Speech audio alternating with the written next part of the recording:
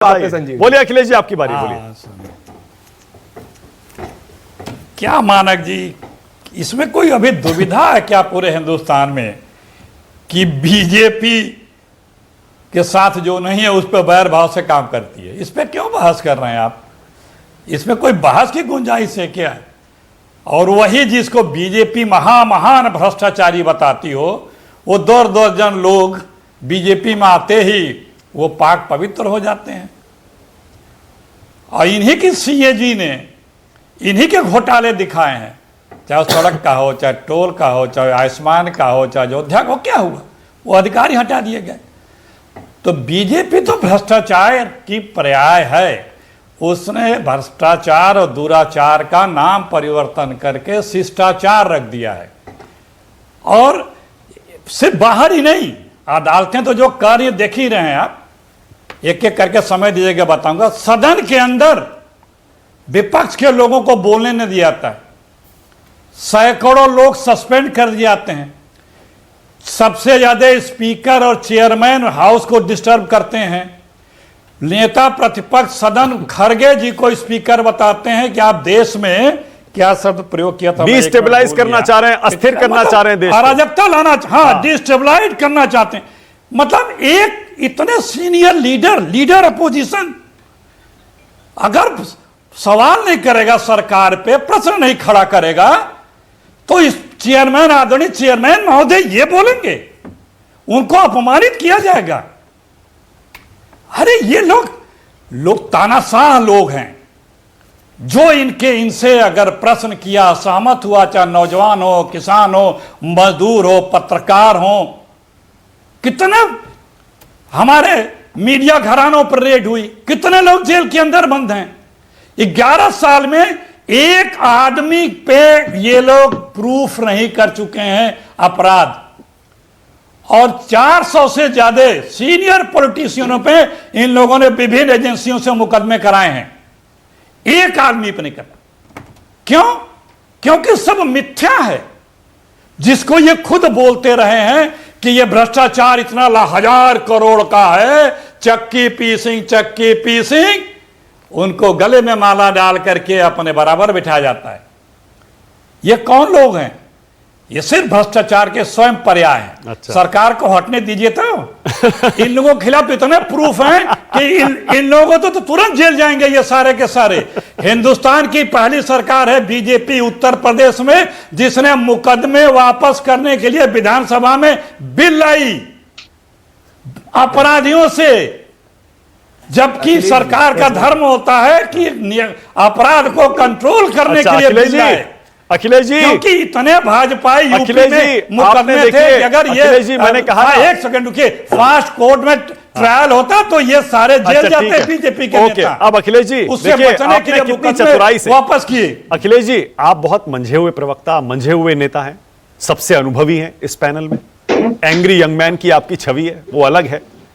लेकिन आपने कितनी सुविधाजनक तरीके से, कन्वीनियंटली आप ये बताना भूल गए अखिलेश जी कि दिल्ली के शराब घोटाले को सबसे पहले उजागर आप ही की पार्टी ने किया था। आपके नेता आज भी कहते हैं कि शराब घोटाला हुआ और उसे हमने उजागर किया। अब केजरीवाल और सिसोदिया को आपकी मजबूरी है कि आपको उनको सपोर्ट करना है। अखिलेश जी देखिए, यह सरकार क्यों नहीं प्रूफ कर पाई? किसकी जिम्मेदारी है? किसकी जिम्मेदारी है? कहीं किसी पे, मेरे पास 2022 तक का रिकॉर्ड है बीजेपी की हुकूमत में। कितने लोग, जो इंडियन एक्सप्रेस में छपा भी था, पार्लियामेंट में भी बताया गया, ईडी, सीबीआई, इनकम टैक्स, उसमें एक नॉन पॉलिटिकल आदमी को सजा हुई है। एक चार्जशीट तक 3/4 में दाखिल नहीं हुए, एक प्रूफ नहीं कर पाए।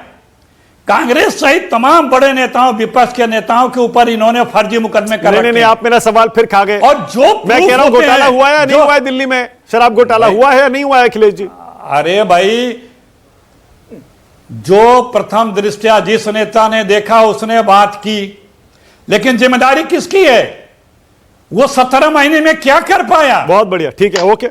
ये क्या कर रहे हैं? ओके, ऑल राइट, और साबित करिए दोनों भाई। देखिए, जब देखते एक सेकंड, जब ये देखते हैं कि ईडी से अब ये बचने वाले हैं, तो फिर उस पर सीबीआई लगा देते हैं।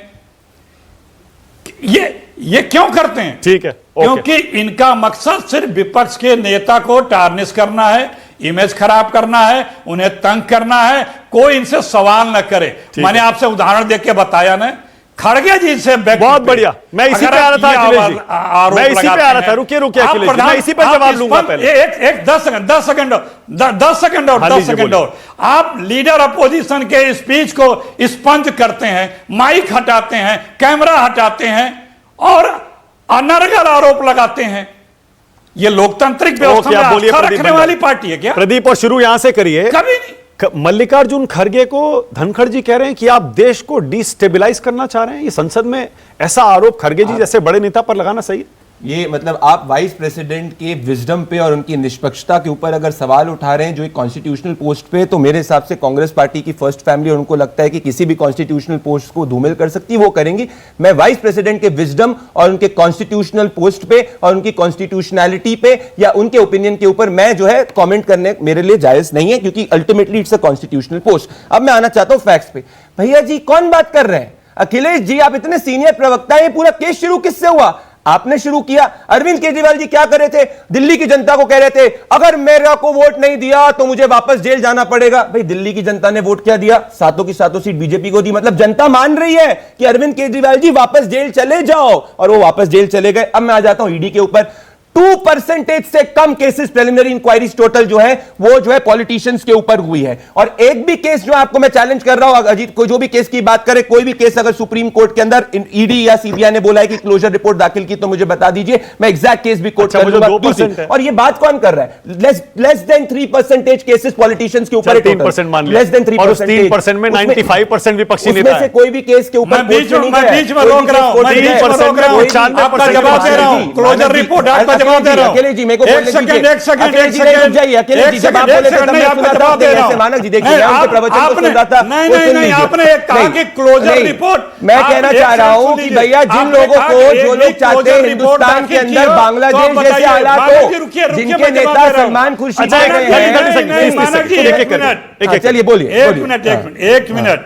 इन्होंने बोला कि ईडी सीबीआई ने, किसी ने अगर एक भी क्लोजर रिपोर्ट दाखिल की हो तो ये कुछ करने को बात किए हैं।